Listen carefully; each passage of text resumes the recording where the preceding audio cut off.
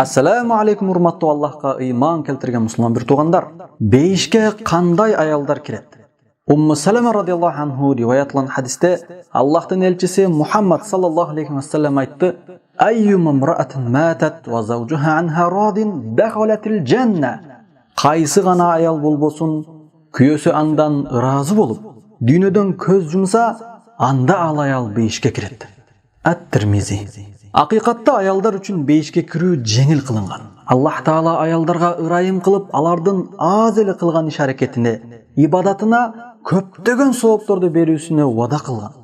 Чындыгында жакшылык иштер ката кемчиликтерди, күнөөлөрдү кетирет.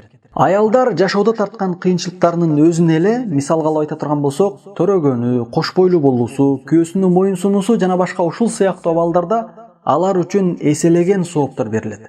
Мына ошо менен бирге аял 5 убакыт намазын окуса, Аллахтын буйругун аткарса, абийирин сактаса жана күйөөсүнө баш ийсе, анда ал аял бейиштин каалаган эшиктеринен кире алары тууралуу хадисте вада кылынды. Аллахтын элчиси саллаллаху алейхи ва саллям айтты: "Иза саллатил мар'ату хамсаха ва хассанат фаржаха ва атаат бa'laha." Эгерде аял 5 убакыт намазын окуса, абийирин сактаса жана күйөөсүнө баш ийсе, дахалат мин айи абвабил жаннати шаат. Анда ал аял бейиштин каалаган эшиктеринен кирет. Ибн Хиббан. Aqulu qawli hadha wa astaghfirullah li wa lakum. Assalamu alaykum wa rahmatullahi wa barakatuh.